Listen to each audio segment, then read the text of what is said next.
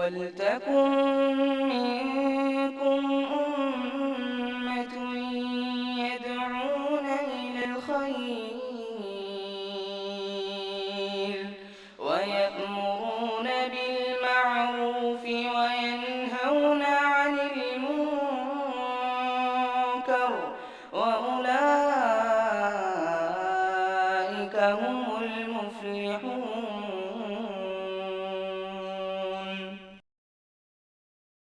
إن الحمد لله نحمده ونستعينه ونستغفره ونعوذ بالله من شرور أنفسنا ومن سيئات أعمالنا من يهده الله فلا مضل له ومن يضلل فلا هادي له وأشهد أن لا إله إلا الله وحده لا شريك له وأشهد أن محمدا عبده ورسوله.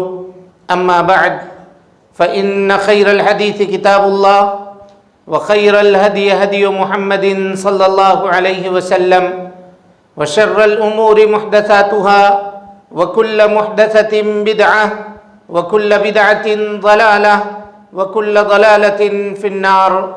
فقد قال الله تبارك وتعالى في محكم تنزيله بعد أعوذ بالله السميع العليم من الشيطان الرجيم بسم الله الرحمن الرحيم وَلَقَدْ خَلَقْنَا الْإِنسَانَ وَنَعْلَمُ مَا تُوَسْوِسُ بِهِ نَفْسُهُ وَنَحْنُ أَقْرَبُ إِلَيْهِ مِنْ حَبْلِ الْوَرِيدِ إِذْ يَتَلَقَّى الْمُتَلَقِّيَانِ عَنِ الْيَمِينِ وَعَنِ الشِّمَالِ قَعِيدٌ مَا يَلْفِظُ مِنْ قَوْلٍ إِلَّا لَدَيْهِ رَقِيبٌ عَتِيدٌ وَجَاءَتْ سَكْرَةُ الْمَوْتِ بِالْحَقِّ ذَلِكَ مَا كُنْتَ مِنْهُ تَحِيدُ وَنُفِخَ فِي الصُّورِ ذَلِكَ يَوْمُ الْوَعِيدِ وجاءت كل نفس معها سائق وشهيد لقد كنت في غفلة من هذا فكشفنا عنك غطاءك فبصرك اليوم حديد وقال قرينه هذا ما لدي عتيد ألقيا في جهنم كل كفار عنيد مناع للخير معتد مريب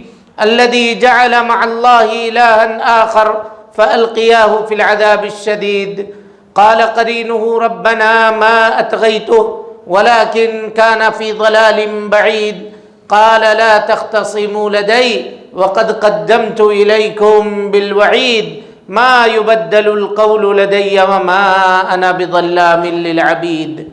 وقال الله تبارك وتعالى في مقام آخر والذين لا يدعون مع الله إلها آخر ولا يقتلون النفس التي حرم الله إلا بالحق ولا يزنون ومن يفعل ذلك يلقى أثاما يضاعف له العذاب يوم القيامة ويخلد فيه مهانا إلا من تاب وآمن وعمل عملا صالحا فأولئك يبدل الله سيئاتهم حسنات وكان الله غفورا رحيما ومن تاب وعمل صالحا فإنه يتوب إلى الله متابا والذين لا يشهدون الزور وإذا مروا باللغو مروا كراما والذين إذا ذكروا بآيات ربهم لم يخروا عليها سما وعميانا والذين يقولون ربنا هب لنا من أزواجنا وذرياتنا قرة أعين واجعلنا للمتقين إماما أولئك يجزون الغرفة بما صبروا ويلقون فيها تحية وسلاما خالدين فيها حسنت مستقرا ومقاما قل ما يعبأ بكم ربي لولا دعاؤكم فقد كذبتم فسوف يكون لزاما. محترم حاضرین، دوستو، بزرگوں اور ساتھیوں، پردہ نشین خواتین اسلام، ہر قسم کی تعریف، حمد و ثنا، کبریائی، پاکیزگی اور بڑائی تمام مخلوقات کی بندگی کا اکیلا مستحق اللہ رب العالمین کے لیے لائق و سزاوار ہے. وہی پروردگار عالم ہے، اسی نے ہمیں، آپ کو اور ساری کائنات کو تخلیق بخشی ہے. اللہ رب العالمین کی بادشاہت سے دنیا کا کوئی کونا بھی الگ نہیں.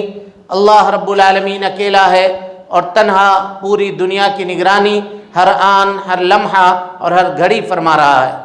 اس کا احسان عظیم ہے کہ اس نے ہمیں اور آپ کو مسلمان بنایا، اسلام جیسی عظیم دولت سے مالا مال فرمایا۔ اللہ رب العالمین نے اپنے پیغام کو، اپنی تعلیم کو ساری انسانیت کے لیے عام فرمایا ہے، اور اس کام کو پائے تکمیل تک پہنچانے کے لیے ہر دور میں انبیاء کرام کو دنیا کے اندر بھیجنے کا سلسلہ بھی جاری فرمایا تھا۔ آخری نبی آخری پیغام لے کر، آخری قانون اور آخری شریعت لے کر دنیا کے اندر تشریف لائے، اور اس آخری نبی نے جس طرح سے اللہ رب العالمین کے دیے ہوئے آخری پیغام کو پایا تھا، ہو بہو ویسا ہی بغیر کسی کمی اور بیشی کے انسانیت کے سامنے پیش فرما دیا۔ اور اس سے بھی آگے بڑھ کر کے آپ صلی اللہ علیہ وسلم نے اپنی نبوت کی 23 سالہ زندگی میں رات اور دن کی گھڑیوں کے اندر اللہ رب العالمین کے دیے ہوئے آخری پیغام کو عملی طور پر برت کر سارے جہان والوں کے لیے قیامت تک کے لیے بطور نمونہ چھوڑ دیا۔ درود و سلام ہو اشرف المخلوقات میں سب سے افضل، قیامت کے دن کے سردار جناب محمد رسول اللہ صلی اللہ علیہ وسلم پر۔ اللہم صلی علی محمد وعلی آل محمد کما صلیت علی ابراہیم وعلی آل ابراہیم انکا حمید مجید۔ اللہم بارک علی محمد وعلی آل محمد کما بارکت علی ابراہیم وعلی آل ابراہیم انکا حمید مجید۔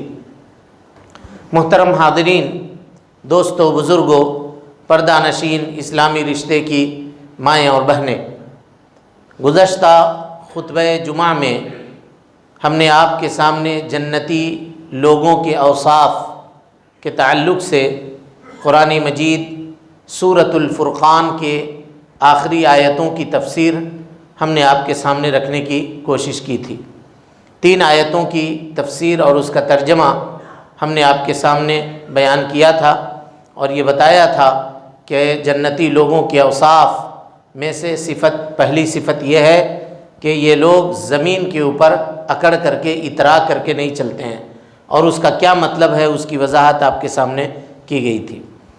اور جب جاہل ان سے مخاطب ہوتے ہیں، کوئی ان کے ساتھ برائی سے پیش آتا ہے، تو وہ سلامتی کہتے ہوئے وہاں سے نکل جاتے ہیں، ان سے الجھتے نہیں ہیں، اعراض کرتے ہوئے وہاں سے نکل جاتے ہیں۔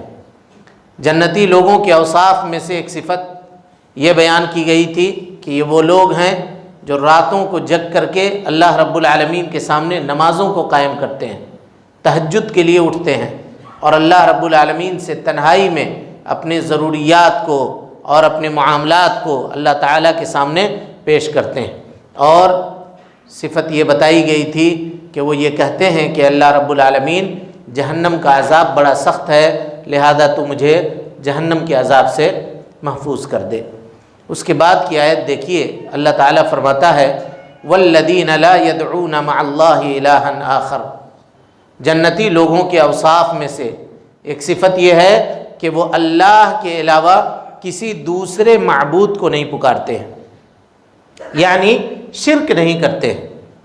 اور شرک کی کئی ایک قسمیں ہیں، آپ کے سامنے اس کی وضاحت کئی مرتبہ ہو چکی ہے۔ شرک اکبر ہے، اللہ رب العالمین کو چھوڑ کر کے یا اللہ رب العالمین کے ساتھ غیر اللہ سے بھی مدد مانگنا، غیر اللہ سے بھی مدد مانگنا، روزی دینے والے اللہ کو بھی سمجھنا اور غیر اللہ کو بھی روزی دینے والا سمجھنا، یہ ساری چیزیں شرک اکبر کے اقسام میں سے ہیں۔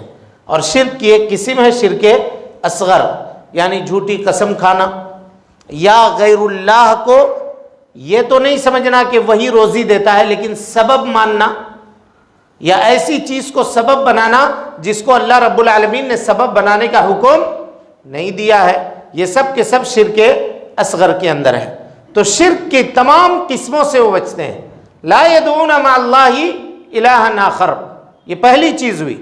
دوسری چیز کہا ولا يقتلون النفس التي حرم اللہ الا بالحق، اور کسی جان کو وہ قتل نہیں کرتے ہیں، نہیں مارتے ہیں، الا بالحق، سوائے حق کے ساتھ۔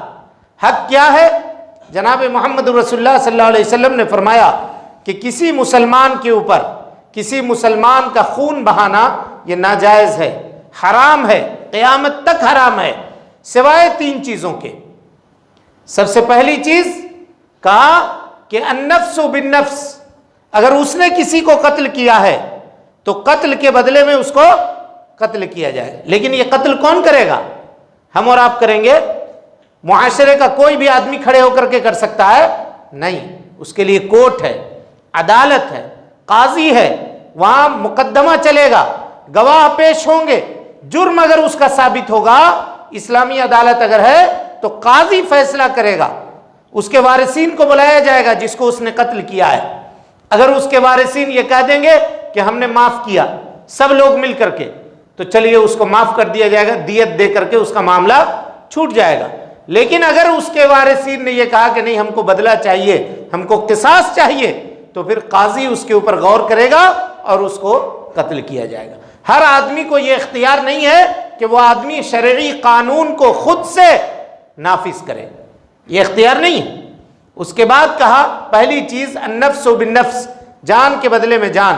دوسری چیز السیب الزانی، وہ آدمی جو شادی شدہ ہے لیکن برائی کرتا ہے، بدکاری کرتا ہے، بے حیائی کرتا ہے، اسلام کے اندر اس کی سزا کیا ہے؟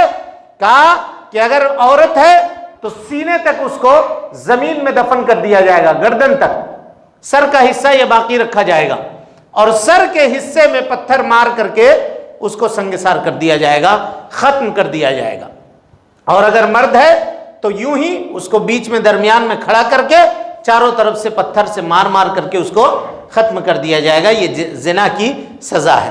تو کہا کہ اگر شادی شدہ ہے اور برائی کا انجام دینے والا آدمی ہے تو قاضی کی عدالت میں اگر اس کا جرم ثابت ہوا تو ایسی صورت میں اس کے اوپر یہ سزا لگے گی۔ اور تیسری چیز، تیسرا حق جو ہے کہ التارک لدینہ المفارق للجماعہ، آدمی مسلمان ہونے کے بعد پھر کافر ہو جائے، کفر کو اختیار کر لے، مرتد ہو جائے، دین اسلام کو چھوڑ دے، تو اس سے توبہ کرایا جائے گا کہ تم توبہ کرو، دین اسلام کی طرف واپس پلٹو۔ اگر اس نے توبہ کیا تو ٹھیک ہے، نہیں کیا تو قاضی کی عدالت میں اس کا بھی مقدمہ چلے گا اور ایسے شخص کو قاضی قتل کی سزا دے گا۔ ہر کوئی آدمی نہیں دے سکتا۔ کہ وَلَا يَقْتُلُونَ النَّفْسِ، نفس کو قتل کرنے میں اور کئی چیزیں داخل ہیں، اس کو غور سے ذرا جانیے۔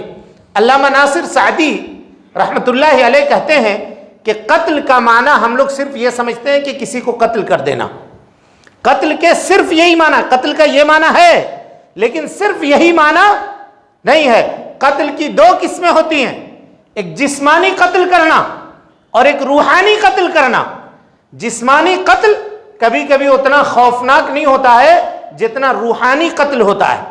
روحانی قتل کا مطلب یہ ہے کہ اللہ رب العالمین نے آپ کو اولاد کی دولت سے نوازا ہے، آپ کو ذمہ داری دی ہے، آپ نے اپنی اولاد کی تربیت نہیں کی اور ان کو یوں ہی دین اسلام کی تعلیم نہ دی، شریعت کے باتوں کا پابند ان کو نہ بنایا، دین اسلام کے ماننے والے اور دین اسلام کے راستے کے اوپر چلنے والا اس کو نہ بنایا، تو یہ اولاد کی کیا ہے؟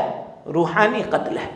اور یہ روحانی قتل اس کے جسمانی قتل سے زیادہ خطرناک ہے۔ علامہ ابو الکلام آزاد رحمت اللہ علیہ اپنی کتاب ترجمان القرآن کے اندر لکھتے ہیں کہ اس باپ سے زیادہ سفاک مانے ظالم، وہ باپ ہے جو اپنے بچے کو زندہ درگور کر دیتا تھا، کہ اس سے زیادہ ظالم وہ ہے جو بچے کو زندہ تو چھوڑ دیتا ہے لیکن دین کی تعلیم اس کو نہیں دیتا، شریعت کی تعلیم اس کو نہیں دیتا۔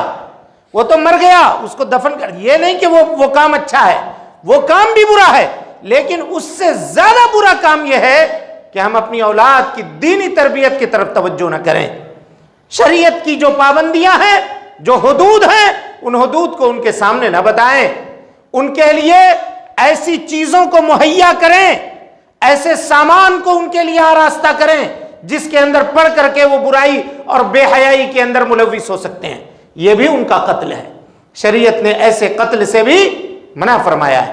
لہذا اللہ کے نبی جناب محمد رسول اللہ صلی اللہ علیہ وسلم نے فرمایا کہ سنو، کبھی بھی اگر اللہ نے تمہیں گارجین بنایا ہے، حدیث سنیے گا، کہ اگر اللہ نے تمہیں گارجین بنایا ہے تو کبھی بھی لا یضع عصاک عن عاتقہ، لاٹھی کو اپنے کندھے سے نیچے کبھی مت اتارنا اپنے بال بچوں کے سامنے. اس کا مطلب یہ نہیں ہے کہ اسلام ظالم ہے، ظلم کی تعلیم دے رہا ہے. جہاں ان کی تنبیہ کی ضرورت پڑے چشم پوشی نہ کرنا، چھوڑنا مت.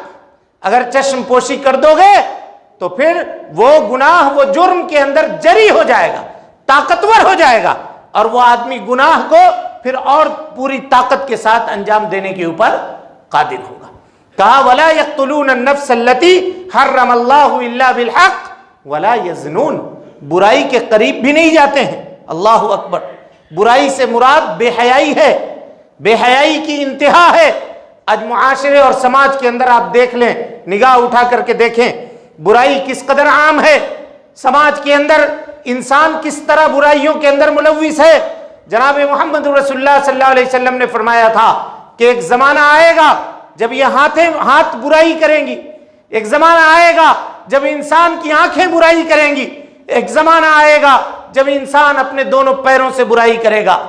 بری چیزوں کی طرف چل کر جانا یہ پیر کی برائی ہے، بری چیزوں میں تعاون کرنا یہ ہاتھ سے برائی کرنا ہے، بری چیزوں کو دیکھنا اور ان کو سننا یہ نگاہ کی برائی ہے. اور قرآن مجید میں اس قبیح جرم کے تعلق سے جو آیتیں وارد ہیں، ان آیتوں کو اگر آدمی پڑھ لے تفسیر کے ساتھ ان کی تلاوت کر لے تو اس کا کلیجہ ہل جائے. اللہ تعالیٰ نے صرف اس جرم سے نہیں بلکہ اس جرم کے قریب لے جانے والی جو چیزیں ہیں ان چیزوں کو حرام کر دیا. اجنبی عورتوں کی طرف دیکھنا، اجنبی عورتوں سے بات کرنا، اجنبی عورتوں سے تنہائی اور خلوت اختیار کرنا، اجنبی مرد کے ساتھ اکیلے سفر کرنا، ان تمام چیزوں سے شریعت نے منع کر دیا اور روک دیا اور کہا انہو کان فاحشہ. لوگوں یہ نہایت بری چیز ہے، وساء سبیلا، اور نہایت غلط راستہ ہے. کبھی بھی معاشرے کے اندر اس راستے کو اختیار نہ کرنا. کہا ولا یزنون. اس کے بعد اللہ تعالیٰ کہتا ہے ومن یفعل ذلک، لیکن اگر کسی نے غلطی سے، بھول چوک سے یہ جرم اگر کر لیا، یلقا اثاما، تو وہ آدمی بہت بڑے گناہ کے اندر گر گیا، بہت بڑے گناہ کے اندر وہ گر گیا. اب گناہ سے نکلنے کا کیا راستہ ہے وہ اللہ تعالیٰ بیان فرماتا ہے کہ الا من تاب، سوائے اس کے جس نے توبہ کیا، وعمل عملا صالحا، اور توبہ کرنے کے بعد اس کی زندگی اچھی ہو گئی، فاولئک یبدل اللہ سیئاتہم حسنات، تو یہ وہ لوگ ہیں اللہ رب العالمین جن کے گناہوں کو نیکی سے بدل دے گا. اللہ اکبر. یہ کتنا بڑا فضل ہے اللہ رب العالمین کا، غور کیجیے. صحیح مسلم کی روایت ہے، فرمایا جناب محمد رسول اللہ صلی اللہ علیہ وسلم نے کہ میں اس شخص کو جانتا ہوں جو جنت میں جانے کے اعتبار سے سب سے آخری ہوگا اور جہنم سے نکالے جانے کے اعتبار سے سب سے آخری آدمی ہوگا. اللہ اکبر. میں اس شخص کو جانتا ہوں. اللہ رب العالمین اس کو اپنے سامنے لا کر کے کھڑا کرے گا اور اس کے کبیرہ گناہوں کو الگ رکھ دے گا، صغیرہ گناہوں کو اکٹھا کرے گا اور صغیرہ گناہ اس کے سامنے پیش کرے گا. کہا یہ کیا تھا، یہ گناہ کیا تھا، یہ گناہ کیا تھا، یہ گناہ کیا تھا. اس کو انکار کی جرات نہیں ہوگی، ساری گناہوں کو کا تسلیم وہ کر لے گا. تو اللہ تعالیٰ کہے گا کہ جاؤ، ہم نے یہ تیری ساری گناہوں کو نیکی سے بدل دیا اور اس کے بدلے میں جنت میں ہم نے تمہارے درجات بلند کر دیے. جب وہ یہ سنے گا تو اللہ تعالیٰ سے کہے گا کہ اللہ اس کے علاوہ بھی میرے بہت سارے گناہ تھے جو یہاں نظر نہیں آ رہے ہیں. اللہ کے نبی جناب محمد رسول اللہ صلی اللہ علیہ وسلم نے جب اس حدیث کو بیان کیا تو آپ صلی اللہ علیہ وسلم کھلکھلا کر کے ہنس اٹھے، حتیٰ بدت نواجذہ، یہاں تک کہ اللہ کے نبی صلی اللہ علیہ وسلم کے دندان مبارک نظر آنے لگے. یعنی انسان کس طرح سے انسان کا معاملہ ہے، آپ غور کیجیے. ابھی وہ کہاں ڈر رہا تھا کہ اللہ تعالیٰ میرے گناہوں کو پیش کر رہا ہے، اب تو ہماری خیر نہیں ہے. لیکن جب وہ یہ دیکھے گا کہ اللہ تعالیٰ نے اس کے گناہوں کو نیکیوں سے بدل دیا ہے تو وہ کہے گا کہ اللہ اور بھی میرے گناہ ہیں کچھ، دیکھیے ڈھونڈیے، اگر کچھ اور گناہ مل جائے تو اس کے بدلے میں بھی جو بدلہ ہم کو دینا ہے وہ دے دیجیے. یہ کون آدمی ہوگا؟ یہ آدمی ہوگا جس نے اپنے گناہوں سے توبہ کیا ہوگا. جس کے بارے میں اللہ رب العالمین نے فرمایا الا من تاب، جس نے توبہ کیا، وآمن، ایمان لایا، اور عمل صالح اس نے کی، نیک عمل کیا، تو فاولئک یبدل اللہ سیئاتہم حسنات، اللہ رب العالمین ایسے شخص کے گناہوں کو نیکی سے بدل دے گا۔ وکان اللہ غفور الرحیم، اور اللہ رب العالمین بڑا بخشنے والا ہے، بڑا مہربان ہے۔ اپنے بندوں کے اوپر مہربانی کرنے سے اللہ رب العالمین کو کوئی فرق نہیں پڑتا، بلکہ اللہ رب العالمین اپنے بندوں کے اوپر جس قدر چاہے اتنا مہربانی کرنے والا ہے۔ اس کے بعد کی آیت دیکھیے، کہا ومن تاب وعمل صالحا، جو آدمی توبہ کرے اور عمل صالح کرے، فاولئک ان یتوبوا الی اللہ متابا، اللہ رب العالمین اس کے توبہ کو قبول کرتا ہے، اس کے گناہوں کو معاف کر دیتا ہے۔ 2 مرتبہ توبہ کا تذکرہ ہوا، ایک یہ کہ اسپیشل آدمی جب گناہ کر لے تو گناہ کرنے کے بعد اس کو چاہیے کہ وہ توبہ کرے، لیکن اگر گناہ نہیں بھی ہے تب بھی اللہ رب العالمین سے کیا کرنا چاہیے؟ توبہ اور استغفار کرتے رہنا چاہیے۔ کیوں؟ اس کے اندر سر اور راز کیا ہے؟ دیکھیے، دنیا میں جتنی بڑی عبادتیں ہیں، جتنی بڑی عبادت، ان تمام عبادتوں کے بعد اللہ رب العالمین نے استغفار کا تذکرہ کیا ہے۔ تمام عبادت کے بعد اللہ تعالیٰ کہتا ہے، حج جیسی بڑی عبادت، اللہ تعالیٰ کہتا ہے ثم افیدوا من حیث افاض الناس، عرفہ کے میدان سے نکلو جہاں سے لوگ نکلتے ہیں، اور نکلنے کے بعد کیا کرو؟ واستغفروا اللہ، اللہ رب العالمین سے اپنے گناہوں کی معافی مانگو۔ عبادت کے بعد استغفار کا حکم ہے۔ نماز پڑھتے ہیں ہم لوگ، سلام پھیرنے کے بعد ہم بھی کہتے ہیں، آپ بھی کہتے ہیں، امام بھی کہتا ہے، مقتدی بھی کہتا ہے، اللہ اکبر، استغفر اللہ، استغفر اللہ، استغفر اللہ۔ کیوں بھائی؟ کوئی گناہ کیا تھا، کوئی غلط کام کیا تھا، نماز آ کر کے ادا کی ہے۔ جب نیکی کرنے کے بعد استغفار کا حکم ہے تو گناہ کرنے کے بعد استغفار کا کتنا قوی حکم ہوگا اس کا آپ اندازہ لگا سکتے ہیں۔ اللہ کے نبی جناب محمد رسول اللہ صلی اللہ علیہ وسلم کو عمر کے آخری ایام میں اللہ رب العالمین نے کیا نصیحت کی ہے؟ غور کیجیے، کہا اذا جاء نصر اللہ، اے اللہ کے نبی صلی اللہ علیہ وسلم، جب اللہ رب العالمین کی مدد آ جائے، والفتح، اور فتح آ جائے، ورأیت الناس يدخلون فی دین اللہ افواجا، اور لوگ جوق در جوق دین اسلام میں داخل ہونے لگے، فسبح بحمد ربک، اپنے رب کی پاکی بیان کیجئے اس کے حمد کے ساتھ، واستغفر، اور اپنے گناہوں سے معافی مانگیے، کیونکہ اب زندگی کی شام ہونے والی ہے، آپ کی زندگی ختم ہونے والی ہے۔ یہی وہ آیت کریمہ تھی جس کو سن کر کے حضرت ابو بکر صدیق رضی اللہ عنہ رونے لگے کہ لگتا ہے اللہ کے نبی صلی اللہ علیہ وسلم اب دنیا سے آپ کے رخصتی کا وقت آ چکا ہے، اب آپ کے جانے کا وقت آ چکا ہے۔ عمر کے آخری مرحلے میں اللہ رب العالمین نے آپ کی وصیت کی آپ کو کہ آپ اب اللہ رب العالمین سے استغفار کیجئے، توبہ کیجئے۔ کس کو حکم ہے؟ نبی صلی اللہ علیہ وسلم کو، جبکہ اللہ کے نبی صلی اللہ علیہ وسلم کے معاملات کیا تھے؟ کہا اِنَّا فَتَحْنَا لَكَ فَتْحًا مُبِينًا لِيَغْفِرَ لَكَ اللَّهُ مَا تَقَدَّمَ مِن ذَنبِكَ وَمَا تَأَخَّرَ۔ اللہ کے نبی صلی اللہ علیہ وسلم، ہم نے آپ کو فتح مبین عطا کیا، کیوں؟ اس لیے لِيَغْفِرَ لَكَ اللَّهُ مَا تَقَدَّمَ مِن ذَنبِكَ، جس کے ذریعے سے اللہ رب العالمین آپ کے اگلے گناہ کو بھی معاف کر دے اور آپ کے پچھلے گناہ کو بھی معاف کر دے۔ یعنی نبی صلی اللہ علیہ وسلم کے اگلے اور پچھلے گناہ معاف تھے، کوئی گناہ نہیں تھا، آپ معصوم عن الخطا تھے، گناہوں سے پاک تھے، باوجود اس کے آپ کو کس بات کا حکم ہے؟ استغفار کرنے کا حکم ہے۔ ہم گناہ پہ گناہ، گناہ پہ گناہ کرتے چلے جاتے ہیں، لیکن ایک مرتبہ بھی ہم کو استغفار کرنے کی توفیق نہیں ہوتی ہے۔ لہذا میرے بھائیوں، اپنے زندگی کا یہ معمول بنائیے کہ توبہ اور استغفار کو لازم پکڑیے، ہر حال میں اپنی زبان کو استغفار سے رطب اللسان کیجئے، اپنی زبان کو تر کیجئے استغفار سے کہ اللہ رب العالمین گناہوں کو معاف کرنے والا ہے۔ اس کے بعد اگلی صفت اللہ رب العالمین بیان کرتا ہے، والذین اذا ذکروا بآیات ربہم، وہ لوگ جو جنت میں جانے والے ہیں جب ان کے سامنے اللہ رب العالمین کی آیتوں کی تلاوت کی جاتی ہے، آیتوں کو بیان کیا جاتا ہے، اس کے معانی اور مفہوم کو سمجھایا جاتا ہے، لم یخروا علیہا صما وعمیانا، تو اندھے کی طرح اور بہرے کی طرح مظاہرہ نہیں کرتے ہیں۔ اللہ اکبر۔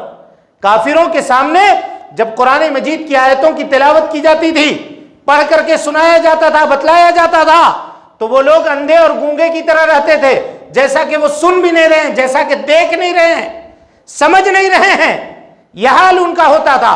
اور اسلام لانے کے بعد بھی، قرآن مجید کے تعلق سے باتوں کو جاننے کے بعد بھی اس کے اوپر عمل نہ کرنے والا شخص ویسا ہے جیسا کہ وہ مشرکین تھے۔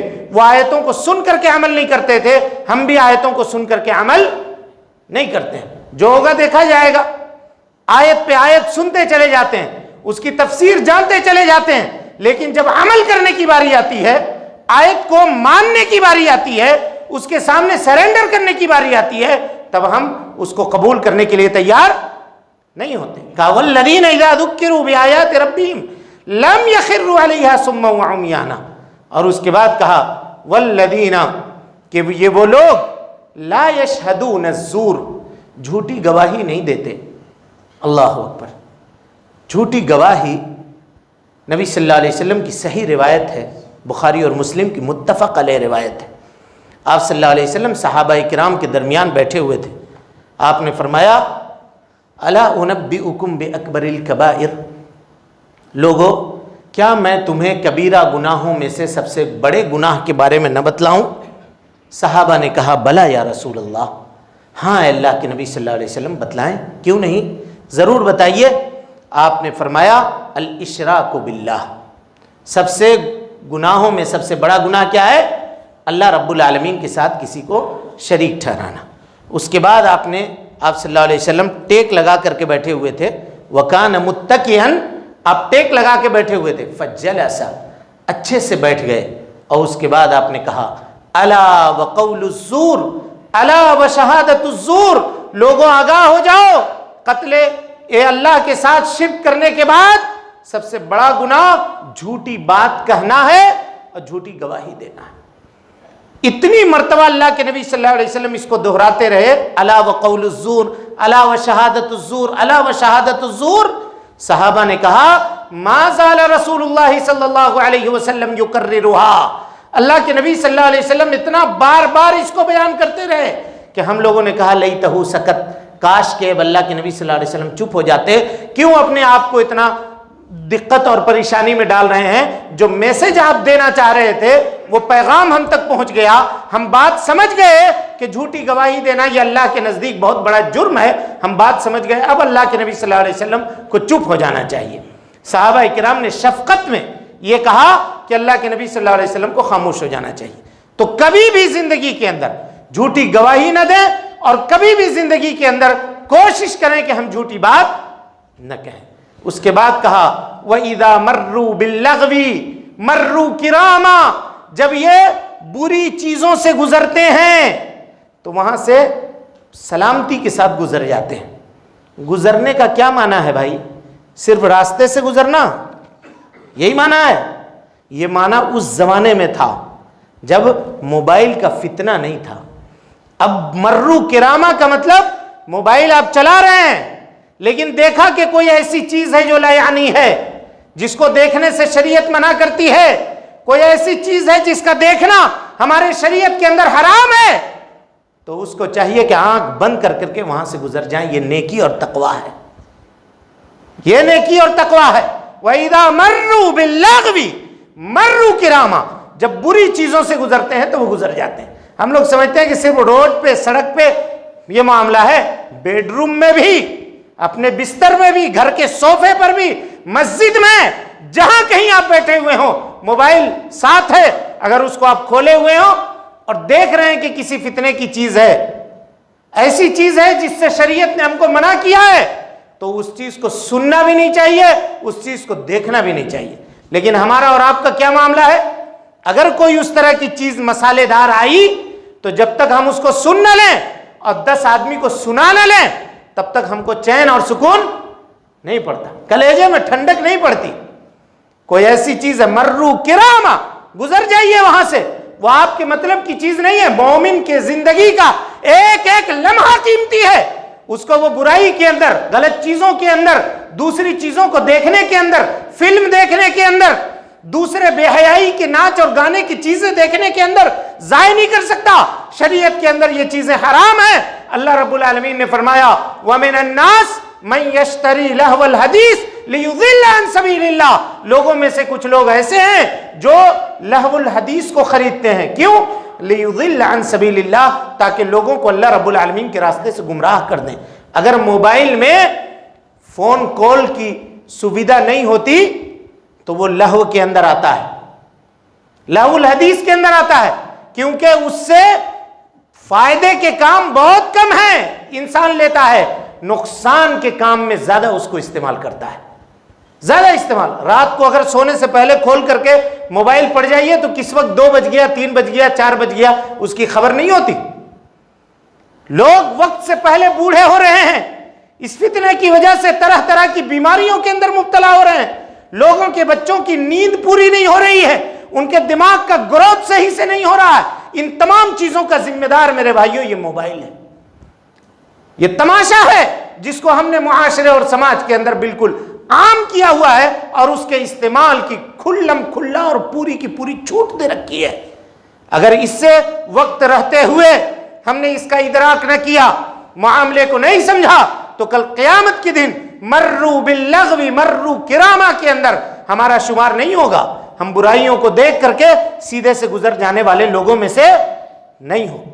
اور اس کے بعد کہا والذین یقولون، وہ لوگ جو دعا کرتے ہیں ربنا، اے اللہ رب العالمین، ہب لنا من ازواجنا، مجھ کو میرے بیویوں میں، وذریاتنا، بال بچوں میں، قرۃ اعین، آنکھوں کی ٹھنڈک بنا دے، وجعلنا للمتقین اماما، اور ہم سب کو متقیوں کا امام کر دے. اللہ اکبر. ایک تو متقی بننا ہے اور متقی کا امام بن جانا، یہ کیسی دعا ہے، غور کیجئے. لہذا آدمی کو تعلیم و تربیت کے ساتھ ساتھ اپنی اولاد کے تعلق سے اللہ رب العالمین کے سامنے دعا کرتے رہنی چاہیے کہ اللہ رب العالمین اولاد کو آنکھوں کی ٹھنڈک بنا دے. اس کے بعد اللہ تعالیٰ کہتا ہے اتنی باتیں ہونے کے بعد اولئک یجزون الغرفۃ بما صبروا، یہ وہ لوگ ہیں جن کو اللہ رب العالمین جنت کے بالے خانہ عطا کرے گا، جنت کے محل عطا کرے گا. کیوں؟ بما صبروا، جو کچھ ان لوگوں نے صبر کیا. کس چیز پر صبر؟ کا دنیا کے اندر 2 چیزوں کے اوپر صبر کرنا پڑے گا. ایک اللہ کی اطاعت کے اوپر صبر کرنا، اور دوسری اللہ رب العالمین کی معصیت سے، اللہ کے گناہ کے کام سے اپنے آپ کو بچا کر کے صبر کرنا. کیسے؟ دیکھیے، ایک آدمی کاروباری ہے، حلال کام کرتا ہے، چھوٹی روزی کماتا ہے، کاروبار کر رہا ہے. بغل میں کوئی دوسرا ہے، وہ سود پہ کام کر رہا ہے، لاکھوں میں کھیل رہا ہے. یہ اس کو دیکھتا ہے، یہ میرے سامنے آیا تھا، اس کا بزنس تھوڑا تھا، قلیل تھا، لیکن سود کا کام کر کے یہ کہاں سے کہاں پہنچ گیا اور میں جہاں ہوں وہیں ہوں. لیکن چونکہ سود کو رب العالمین نے حرام قرار دیا ہے، اس وجہ سے وہ صبر کرتا ہے کہ نا چاہے جو ہو جائے، ہم کو جتنی روزی مل رہی ہے ملنے دو، ہم کبھی بھی غلط کام نہیں کریں گے، غلط طریقے سے مال حاصل نہیں کریں گے، دوسرے کا مال نہیں ہڑپیں گے، مہاجن کا مال لے کر کے ہڑپ نہیں کر جائیں گے. اگر یہ سوچ کر کے وہ معاملہ کر رہا ہے، زندگی گزار رہا ہے، تو یہ صبر ہے. اور اللہ رب العالمین ایسے صبر کرنے والے شخص کو کیا کہتا ہے؟ اولئک یجزون الغرفۃ بما صبروا ویلقون فیہا تحیۃ وسلاما. جب جنت میں چلے جائیں گے تو فرشتے کہیں گے تمہارے اوپر سلامتی ہو، تم سلامتی کے ساتھ رہو. ہر وقت فرشتے ادھر سے گزریں گے ادھر سے. لا يسمعون فیہا لغوا الا سلاما. جنت کے اندر کوئی لغو بات نہیں سنیں گے، کوئی بری بات نہیں سنیں گے سوائے سلامتی کی آواز کے. ہر طرف سے سلامتی سلامتی. سلام قولا من رب الرحیم، رب رحیم کے جانب سے ان کے اوپر سلامتی ہوگی، اور فرشتے ان کے سامنے آ کر کے سلامتی کے کلمات کہیں گے. اس کے بعد آخری جملہ اللہ تعالیٰ کہتا ہے قل، اے اللہ کے نبی صلی اللہ علیہ وسلم کہہ دیجئے، کوئی بہت منصب والا ہے، کوئی بہت طاقت والا ہے، کوئی بہت بڑا عزت اور مقام والا ہے، اللہ کے نزدیک ان کسی چیزوں کی کوئی قیمت نہیں ہے. اللہ اکبر. قل ما یعبأ بکم، اللہ رب العالمین کو تمہاری کوئی پرواہ نہیں ہے، کوئی پرواہ نہیں ہے. کیوں؟ لولا دعاؤکم، لیکن اگر تم عبادت کرتے ہو تو پھر اللہ کی پرواہ ہے. کیونکہ اللہ نے تم کو کیوں پیدا کیا ہے؟ اسی لیے پیدا کیا. ارے بھائی اگر اب مان لیجئے ہم اپنے لیے کوئی نوکر رکھتے ہیں اپنے پاس، اور نوکر ہمارے بتائے گئے طریقے کے مطابق کام نہیں کرتا، تو ہم اس کو کیا کہتے ہیں؟ جاؤ تم کو جہاں چلے جانا ہے چلے جاؤ، تم سے ہمارا کوئی معاملہ نہیں ہے، جاؤ ہٹو، اب ہم تم کو نہیں چاہتے ہیں اپنے پاس.